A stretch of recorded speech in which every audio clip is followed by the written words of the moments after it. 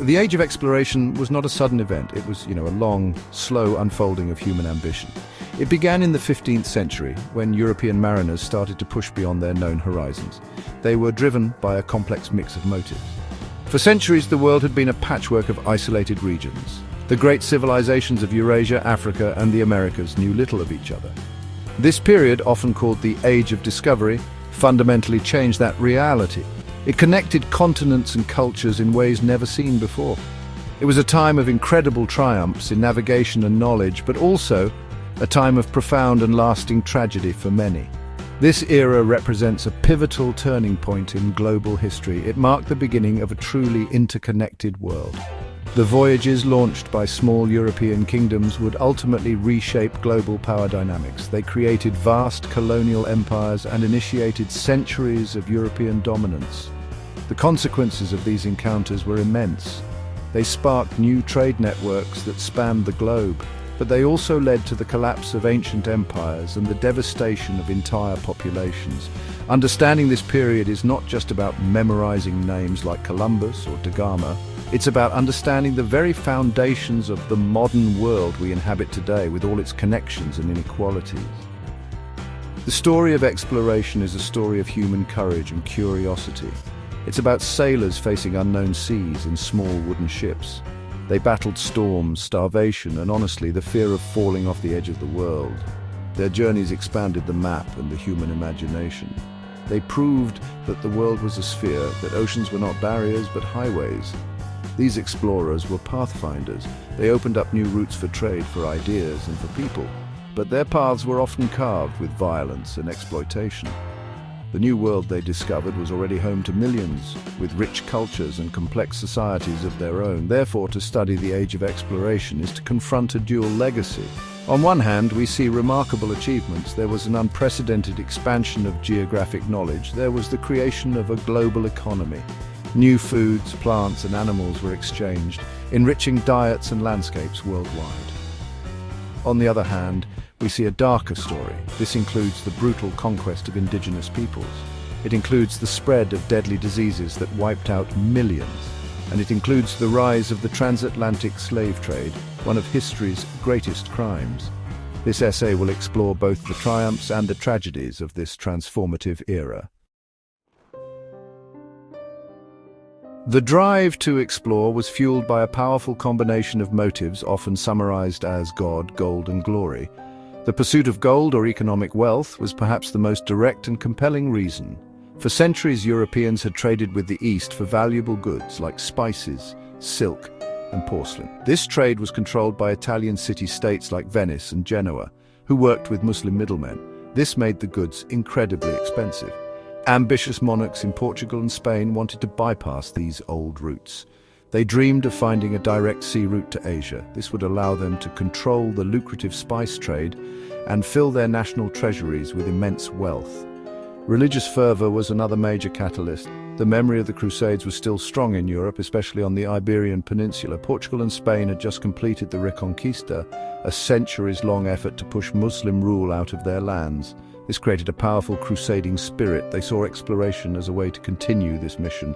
They wanted to spread Christianity to new lands and convert non-believers. This religious zeal gave a moral justification to their expeditions. Missionaries often accompanied explorers and conquistadors. They believed they were saving souls, even as their compatriots were often engaged in conquest and exploitation. This desire to serve God was a genuine and powerful force. The quest for glory was a personal and national ambition. The Renaissance had sparked a new interest in individual achievement and fame. Explorers like Christopher Columbus and Vasco da Gama were not just sailors. They were ambitious men seeking personal renown and fortune. They wanted their names to be remembered for generations. For monarchs and nations, exploration was a matter of prestige and power. Claiming new territories brought glory to the crown. It was a competition between rival kingdoms. If Portugal found a new route or claimed a new island, Spain felt compelled to do the same. This rivalry between nations fueled a relentless cycle of exploration and colonization across the globe. Finally, advancements in technology made these ambitious voyages possible. The development of the caravel, a small, fast and maneuverable ship, was crucial. It could sail against the wind, making long ocean journeys more feasible. Navigational tools also improved significantly. The astrolabe and quadrant allowed sailors to determine their latitude by observing the sun and stars. Magnetic compasses became more reliable for determining direction. Combined with better map-making or cartography, these innovations gave mariners the confidence to venture into the vast, unknown Atlantic. Without these technological leaps, the dreams of God, gold and glory would have remained just dreams, confined to the shores of Europe.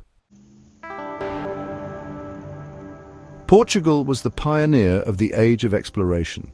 A small country with a long Atlantic coastline, it was perfectly positioned to look outwards. The visionary behind this push was Prince Henry the Navigator. In the early 15th century, he established a school for navigation in Sagres. He brought together map-makers, astronomers, and shipbuilders. His goal was systematic and methodical. He wanted to explore the coast of Africa. His motivations were mixed. He hoped to find the source of the West African gold trade. He also dreamed of finding the mythical Christian kingdom of Prester John to form an alliance against the Muslims. Under his patronage, Portuguese sailors began a slow, step-by-step journey down the African coast. For decades, Portuguese explorers pushed further and further south. Each voyage built upon the knowledge of the last. In 1434, Gil Eanes sailed past Cape Boiador, a point previously seen as an impassable barrier of monsters and boiling seas. This was a huge psychological breakthrough. It proved that the unknown could be conquered. Over the following decades, others followed. They established trading posts along the coast, trading for gold, ivory, and tragically, enslaved people. The ultimate goal remained a sea route to India. In 1488, Bartolomeu Dias achieved a major milestone.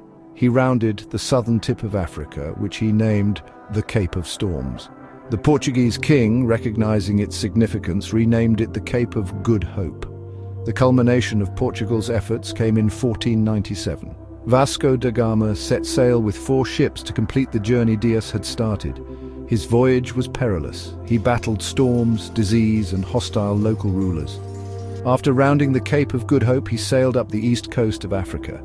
There he found a Muslim pilot who knew the monsoon winds of the Indian Ocean. In 1498, da Gama's fleet arrived in Calicut, India. He had finally opened a direct sea route from Europe to Asia. The spices he brought back were worth 60 times the cost of the expedition. This voyage cemented Portugal's control over the Indian Ocean trade for a century. Following da Gama's success, Portugal moved quickly to build a vast maritime empire. It was not an empire of large land colonies, but a network of fortified trading posts. From Goa in India to Malacca in modern-day Malaysia and Macau in China, Portuguese forts controlled key ports and sea lanes. They used their superior naval power and cannons to dominate the spice trade. This broke the old Venetian Muslim monopoly. In 1500, another Portuguese explorer, Pedro Álvares Cabral, was on his way to India. He sailed too far west into the Atlantic and accidentally landed on the coast of Brazil. He claimed this vast new territory for Portugal, adding a huge American colony to its growing global empire.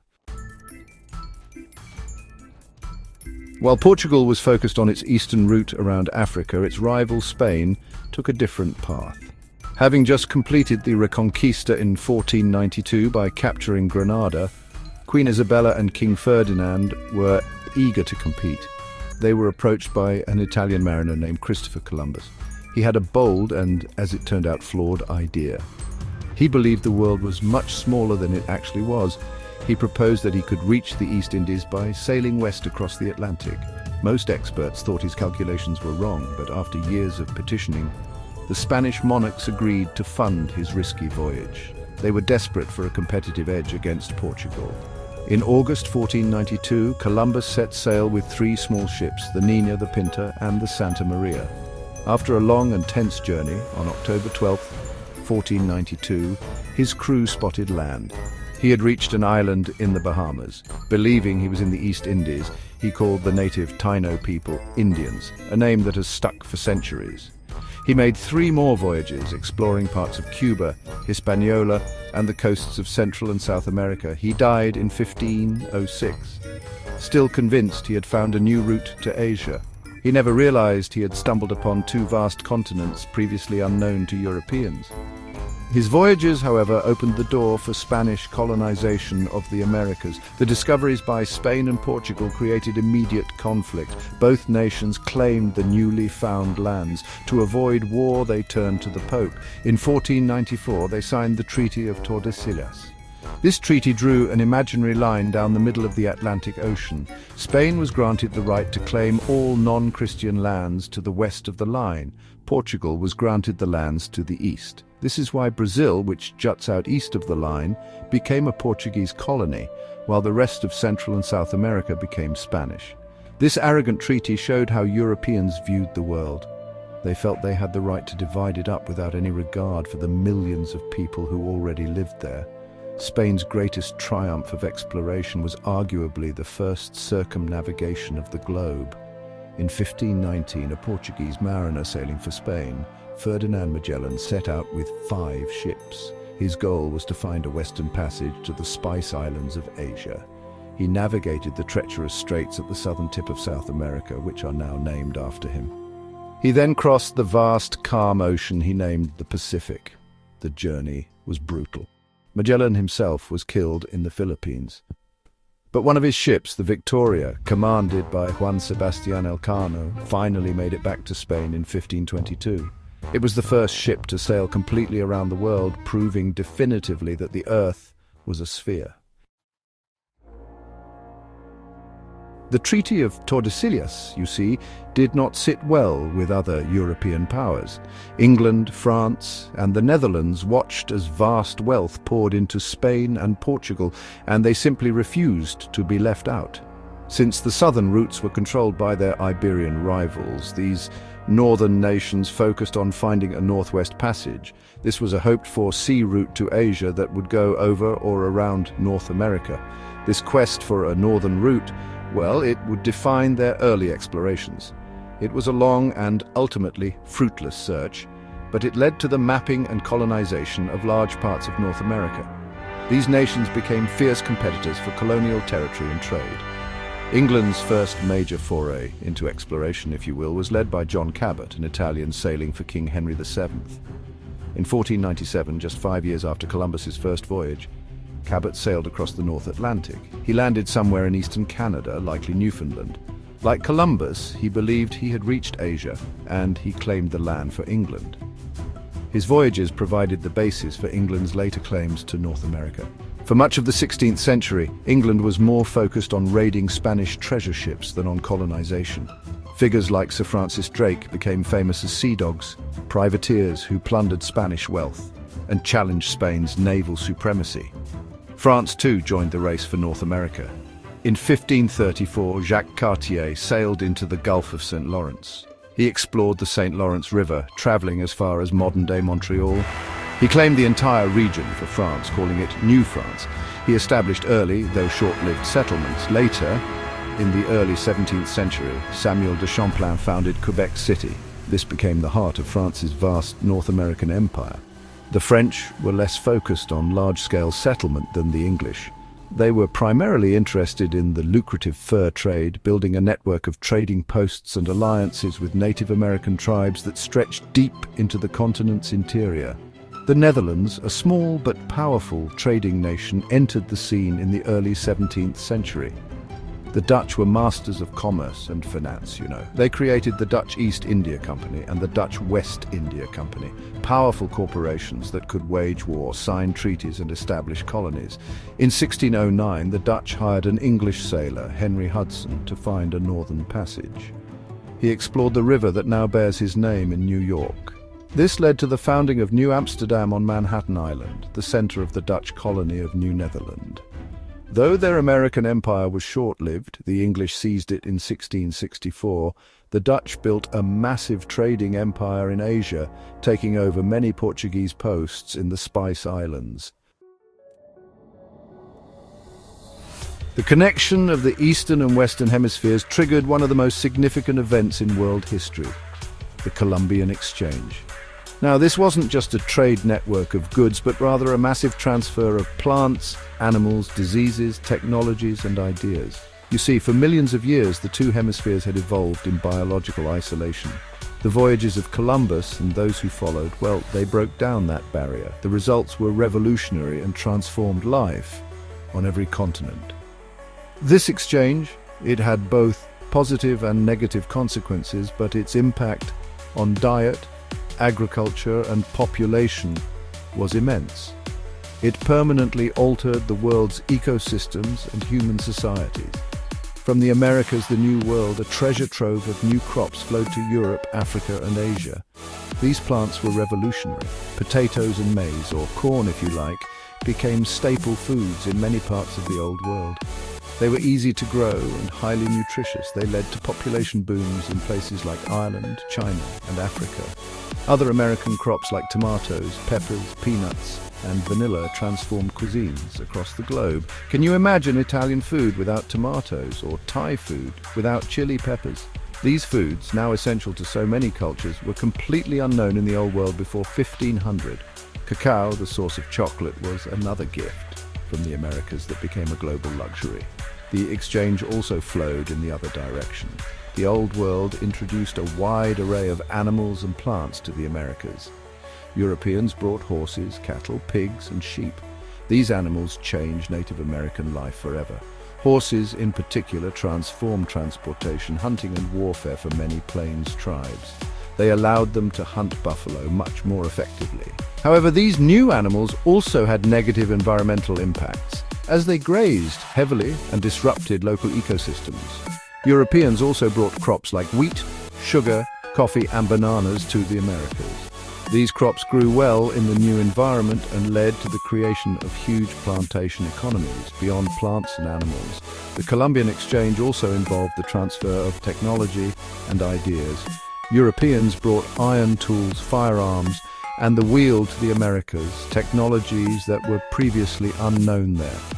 These gave them a significant military and technological advantage over indigenous peoples. European concepts of land ownership, law, and religion were also imposed on the Americas. In the other direction, the vast wealth extracted from the Americas, particularly silver from mines in Peru and Mexico, fueled the economies of Europe and even China. This influx of silver created a truly global currency and financed European wars and commercial expansion for centuries. The arrival of Europeans in the Americas was not a peaceful meeting of cultures. It was a violent and catastrophic collision. The age of discovery was also an age of conquest. Small bands of Spanish adventurers, known as conquistadors, brought down the two most powerful empires in the Americas. In 1521, Hernán Cortés, with just a few hundred soldiers and the help of local allies who resented Aztec rule, conquered the mighty Aztec Empire in Mexico. A decade later, Francisco Pizarro, with an even smaller force, captured the Inca Emperor Atahualpa and shattered the vast Inca Empire in the Andes. These conquests were driven by a ruthless hunger for gold and land. The Spanish had several advantages that enabled these shocking victories. They possessed superior military technology, including steel swords, armor, crossbows, and firearms. The sight of men on horseback, animals never before seen in the Americas, was terrifying to native warriors, but the most important factor was not military. The Spanish were able to exploit internal divisions within the Aztec and Inca empires. They formed alliances with subject peoples who were eager to overthrow their powerful rulers. These native allies provided the bulk of the fighting forces that helped the Spanish topple these empires from within. The conquest was as much a civil war as it was a foreign invasion. However, the most devastating weapon the Europeans brought was not a sword or a gun, it was disease. The peoples of the Americas had been isolated from the diseases of Europe, Asia, and Africa for thousands of years. They had no immunity to illnesses like smallpox, measles, influenza, and typhus. When Europeans arrived, they unknowingly unleashed these germs on the native populations. The result was a demographic catastrophe of unimaginable proportions. These diseases spread like wildfire, often moving faster than the explorers and conquistadors themselves. Whole villages were wiped out before they ever even saw a European. The numbers are staggering and hard to comprehend. Historians estimate that in the century and a half after Columbus's arrival, the indigenous population of the Americas may have declined by as much as 90%. In central Mexico, a population of perhaps 15 million in 1519 had plummeted to around 1.5 million by 1650. This was the greatest population collapse in human history. This great dying was not an intentional act of genocide in most cases, but it was a direct consequence of the European arrival. It emptied the land, making it easier for Europeans to seize territory and resources. It shattered societies, destroyed cultures, and left a legacy of trauma that continues to this day. The conquest of the Americas and the establishment of colonies created a huge demand for labor. The European colonizers wanted to exploit the resources of the New World, particularly by growing cash crops like sugar and mining for silver and gold. Their first source of labor was the local indigenous population. The Spanish implemented systems like the encomienda, which granted a colonist control over a group of native people. In theory, the colonist was supposed to protect them and instruct them in Christianity. In reality, it was a system of brutal forced labor. Countless native people died from overwork, malnutrition, and abuse in the fields and mines. As the indigenous population collapsed due to disease and mistreatment, the Europeans needed a new source of labor. They turned to Africa. The Portuguese had already been involved in the African slave trade for decades, shipping enslaved people to work on sugar plantations on Atlantic islands. With the development of massive sugar plantations in Brazil and the Caribbean, the demand for enslaved labor exploded. This gave rise to the transatlantic slave trade, a horrific system that lasted for nearly 4 centuries. It became a central part of the new Atlantic economy, connecting Europe, Africa, and the Americas in a triangular trade of goods and human beings. The journey across the Atlantic, known as the Middle Passage, was a nightmare of unimaginable suffering. Millions of African men, women, and children were captured in their homelands, often through wars fueled by European demand. They were marched to the coast and packed tightly into the dark, filthy holds of slave ships. Disease, starvation, and suicide were rampant. It is estimated that 15 to 20% of the enslaved people died during the voyage. Those who survived were sold at auction in the Americas. They were treated as property, stripped of their names, families, and cultures. They were forced to work under brutal conditions on plantations and in mines for the rest of their lives. The slave trade had devastating consequences for Africa. It is estimated that over 12 million Africans were forcibly transported to the Americas. Millions more died during capture or on the journey to the coast. The trade depopulated entire regions, distorted local economies, and fueled constant warfare between African states. In the Americas, slavery created societies deeply divided by race and built on extreme violence and inequality. The immense wealth generated by the labor of enslaved people flowed back to Europe. It fueled the Industrial Revolution and financed the growth of port cities like Liverpool, Bristol, and Nantes. This economic system enriched Europe at the cost of immense human suffering in Africa and the Americas. The age of exploration officially ended centuries ago, but its consequences are still powerfully felt all over the world today. This era fundamentally redrew the political map of the planet. It led to the creation of vast European colonial empires that dominated the globe for hundreds of years. The borders of many modern nations in the Americas, Africa, and Asia were drawn by colonial powers, often with little regard for existing ethnic or cultural boundaries. This has been a source of conflict and instability ever since. The political and economic dominance of Europe and its offshoots, like the United States, has its roots in the power imbalances established during this period. The economic legacy is equally profound. The creation of a global trade network laid the groundwork for the modern capitalist economy. The flow of wealth, particularly silver from the Americas, and profits from sugar and slavery fueled economic growth in Europe. This helped finance the Industrial Revolution, which further widened the economic gap between the West and the rest of the world.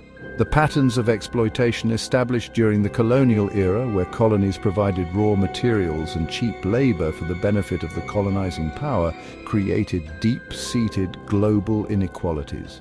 These inequalities between the developed and developing world persist to this day. Culturally, the age of exploration created a world of unprecedented mixing and exchange. but also one of cultural destruction. European languages, religions, and legal systems became dominant in many parts of the world, particularly in the Americas. While this led to the emergence of new hybrid cultures, it also resulted in the loss of countless indigenous languages, traditions, and belief systems. The racial hierarchies created to justify colonization and slavery have also cast a long shadow. The idea of racial superiority and inferiority, which was solidified during this era, continues to be a source of prejudice, discrimination, and social injustice in many societies. In conclusion, understanding the age of exploration is essential for understanding our modern, interconnected world. It was an era of incredible human achievement, courage, and expanding knowledge. The pathfinders who sailed into the unknown connected the world in a way that had never been done before.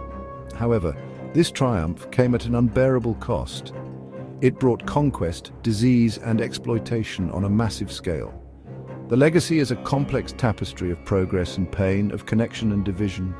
By honestly confronting both the triumphs and the tragedies of this era, we can better understand the historical forces that have shaped our present and the challenges we still face in building a more just and equitable global community.